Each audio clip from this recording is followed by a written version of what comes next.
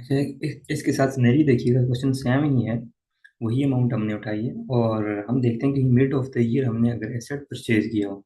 अब हमने mid of the year asset purchase किया था 300,000 का, और मेरे पास जो डिप्रिसिएशन आई थी वो 30,000। कैसे?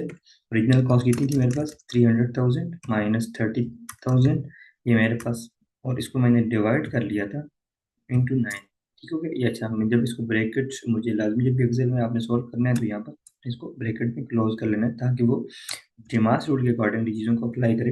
डिवीजन, मल्टीप्लिकेशन, एडिशन, सब्ट्रैक्शन पे आके वो पहले फार्मूला को सॉल्व करे और फिर उसके बाद डिवाइड करे। तो मेरे पास 30,000 डिप्रिसिएशन आ गई ईयरली। अब ईयर वन में अगर आप देखें तो 6 मंथ हैं, तो मेरे पास जो ईयर वन की जो डिप्रिसिएशन होगी, ये कंप्लीट ईयर की है, इंटू 6 डिवाइड बाई 12 करूंगा तो 15,000 मेरे पास ईयर वन की डिप्रिसिएशन आ जाएगी। ठीक, ईयर वन की डिप्रिसिएशन मेरे पास ये आ गई। अब आपको पता है ईयर वन की डिप्रिसिएशन 6,000 है, उसकी मेन रीजन जो है यहाँ पर अगर आप देखें तो 6 मंथ है, इसलिए 15,000 आई है। और मेरे पास अकोमोडेटेड डिप्रिसिएशन भी 15,000 और मेरी कैरिंग वैल्यू 285,000 मेरे पास कैरिंग वैल्यू आ गई। अब ओरिजिनल कॉस्ट मेरी ये है। एनुअल डिप्रिसिएशन जो मेरी होगी, क्योंकि 12 मंथ है तो 30,000 आएगी, और मेरी अकोमोडेटेड डिप्रिसिएशन होगी 45,000, और मेरी कैरिंग वैल्यू कितनी हो जाएगी? 255,000 एंड सो ऑन। आप देखें तो ये रिमेनिंग तमाम तरह ईयर्स में क्या होगी? कांस्टेंट होगी। अब जो आपके पास ये लास्ट है ना, यहाँ पे अगेन मेरे पास 15,000 होगी, क्योंकि 6 मंथ है। मैंने जुलाई से स्टार्ट किया और जून पे एंड किया। ठीक है, यहाँ से जुलाई से स्टार्ट हो रहा है और जून पे जाके क्या हो जाएगा? एंड हो जाएगा। और जून तक आपके पास 6 मंथ है, और 6 मंथ की डिप्रिसिएशन भी कितनी होगी आपके पास? 15,000। इसको मैं मजीद ड्रैग करता हूँ तो मेरे पास 30,000, और सो मैं इस फार्मूले को नीचे ड्रैग करूंगा तो मेरे पास कैरिंग वैल्यू कितनी बचनी चाहिए?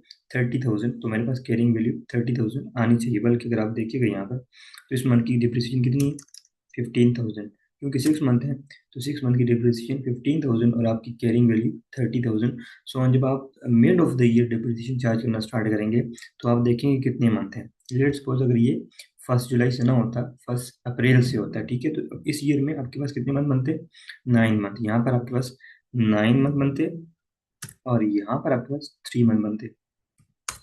ठीक, तो ये मेरे पास टोटल डिप्रिसिएशन है। अब मैं फर्स्ट जो मेरे पास ये जो फर्स्ट ईयर है उसमें मैं 9 मंथ की डिप्रिसिएशन चार्ज करूंगा, और बाकी 9 ईयर्स में मैं कंप्लीट डिप्रिसिएशन चार्ज करूँगा। तो यहाँ पर मेरी डिप्रिसिएशन आएगी वो कुछ इस तरह से आएगी।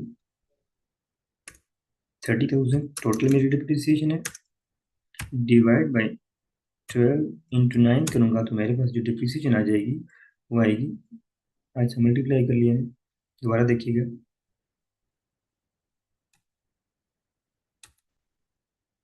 डिवाइड बाई 12 इंटू 9 करूँगा तो मेरे पास डिप्रिसिएशन जो है फर्स्ट ईयर के लास्ट 9 मंथ की आ जाएगी।